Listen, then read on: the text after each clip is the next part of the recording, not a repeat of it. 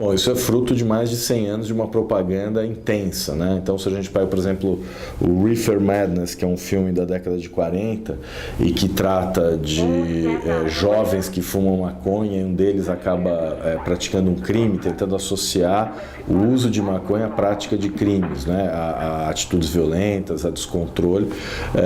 Ao longo desse período houve um intenso processo cultural de demonização das drogas. As drogas representam tudo aquilo que há de ruim. Por exemplo, quando na década de 80 os Estados Unidos viviam uma crise econômica, o Reagan dizia que o problema era o crack, que era o crack que estava causando a crise que a população americana vivia, né? Hoje mesmo no Brasil a gente vive a demonização do crack, né?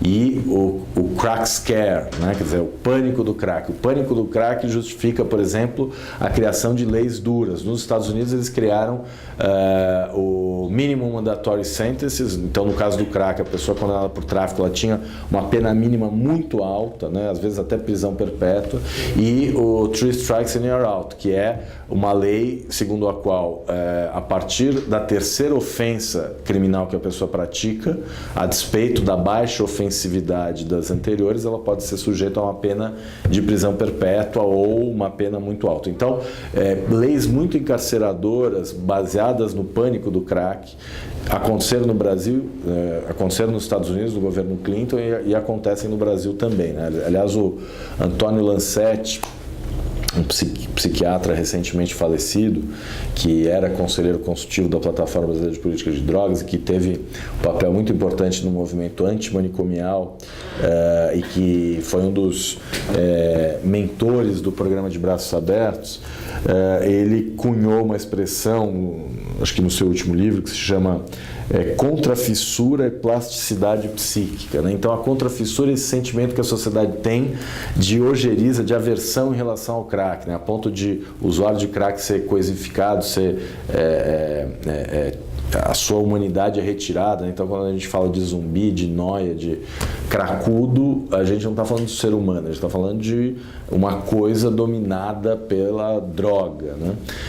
Então, essa contrafissura, ela justifica qualquer violação de direitos, né? E é o que a gente está vendo aqui em São Paulo. Então, a questão do crack está inserida num contexto de exclusão social. Ninguém fala da exclusão, todo mundo só fala do crack. Em nome do combate ao crack, a gente aceita tudo, inclusive que essas pessoas sejam retiradas à força de um determinado território, uma claríssima violação de direitos, né?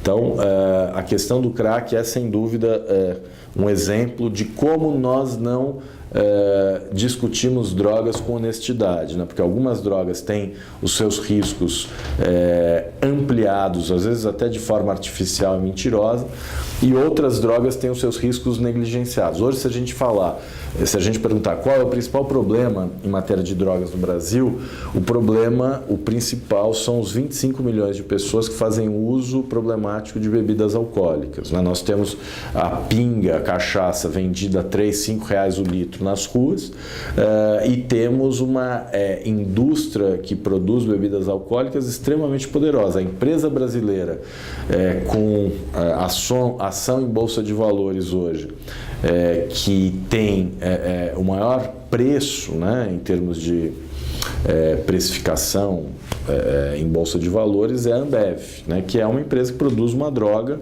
que é extremamente prejudicial, como a gente percebe quando identifica que há 25 milhões de pessoas que fazem uso problemático de álcool.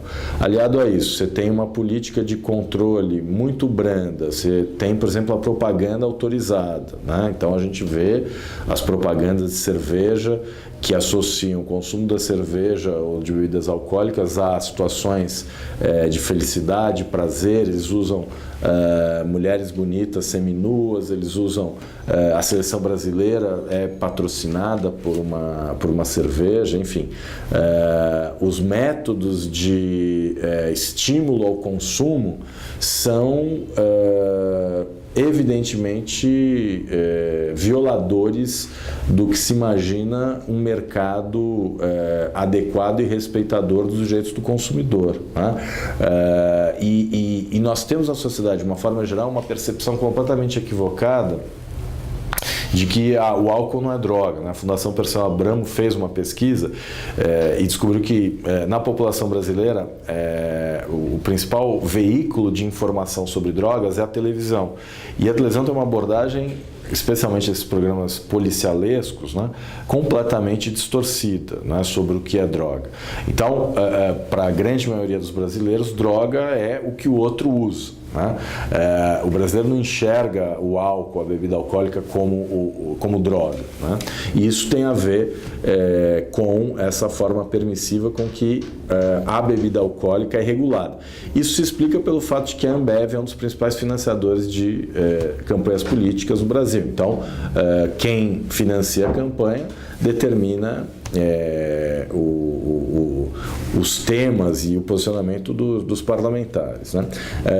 Teve um episódio recente no interior de São Paulo em que jovens universitários participaram de uma competição para ver quem bebia mais vodka no menor tempo. Né? E o vencedor morreu.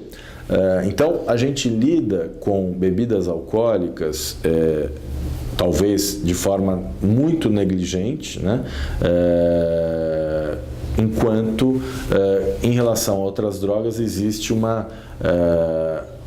hiperdimensionamento, uma potencialização dos riscos. Né?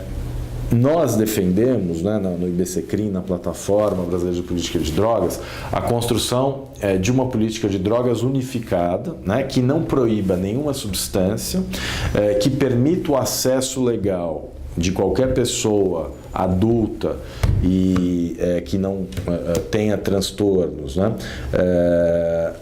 Ela deve ter acesso a essa substância e investir numa política de prevenção e redução de danos. Né? Infelizmente, a gente ainda está muito longe desse tipo de modelo. A gente ainda vive numa sociedade que demoniza certas drogas, negligencia outras, né?